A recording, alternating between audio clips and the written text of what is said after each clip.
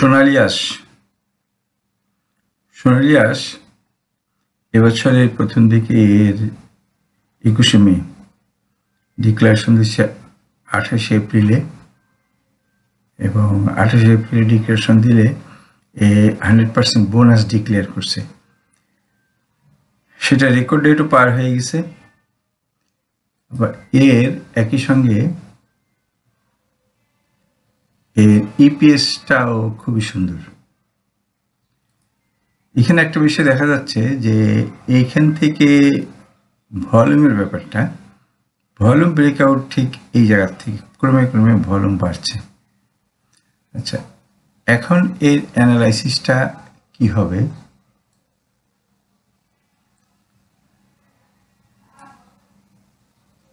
আমি দেখি এটা কতটা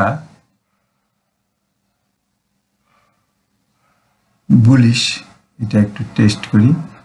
এখন ভলিউমের বারটা আমরা তো দেখলামই যে ভলিউম ব্রেকআউট অনেক আগেই, প্রাইস ঠিক আছে কিন্তু ভলিউম বেড়ে যাচ্ছে। এটা স্মার্ট মানি ইন হওয়ার একটা ইঙ্গিত। আচ্ছা, সুতরাং আমাদের এইটুকুই যথেষ্ট ছিল যে এর ভিতরে স্মার্ট মানি অর্থাৎ ভলিউম বাড়তেছে, স্মার্ট মানি ইন হওয়ার ইঙ্গিত। সুতরাং তারপরে আর ইপিএস এর আমাদের খুব একটা প্রয়োজন ছিল না। আচ্ছা, ইপিএস গুলা একটু দেখি। এই সঙ্গে শেয়ার সংখ্যা 1.8 করোড়, পি রেশো এত বোনাস দেওয়ার পরেও পি রেশো অনেক কম, 15.19, 15.19 ডাইরেক্টর এবং পাবলিকের হাতে আর ইনস্টিটিউটের হাতে খুব কমই, অর্ধেক শেয়ার আছে আর কি। ন্যাব 118, আর অন্যান্য দিক দিয়ে পেইড আপ ক্যাপিটাল খুব কম। আচ্ছা, এবার এই টেকনিক্যাল অ্যানালাইসিস করি। মুভিং এভারেজে এমা, আচ্ছা এটা হলো 50 ডেজ এমা, এটা ক্রস করছে। আর এমা যেটা আমরা সাধারণত ব্যবহার করে থাকি, এটা 926 এমা, সরি এটা না, 926 এমা, এইটা 926 এমা। আচ্ছা, 926 এমার উপরে আছে, অর্থাৎ এটা বুলিশ ক্রস 926 এমা। আর অন্যান্য ইন্ডিকেটরগুলোর বিষয়টা হলো Bollinger band breakout, Bollinger band squeeze, এটা ব্রেকআউট।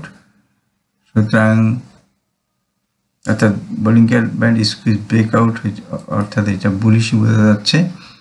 আর আমি ভলিউমটা এখান থেকে উঠাই দিই। এবার দেখা যাক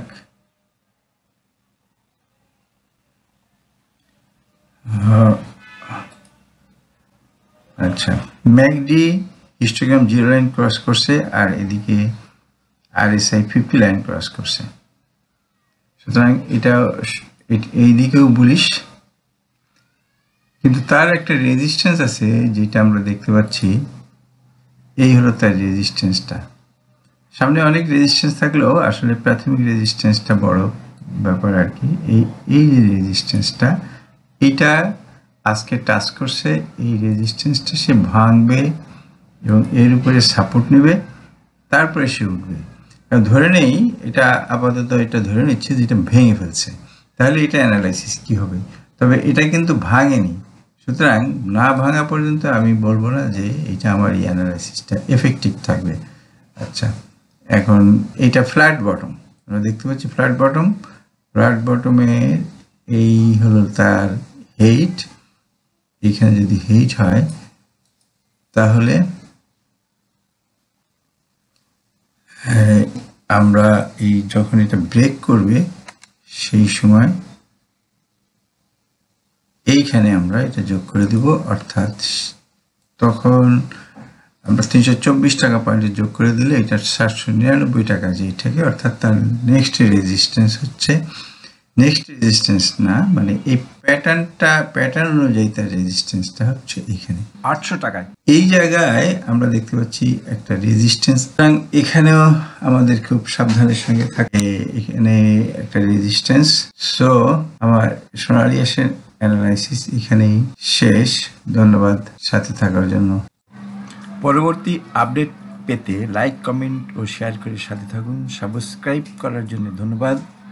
আসসালামু আলাইকুম।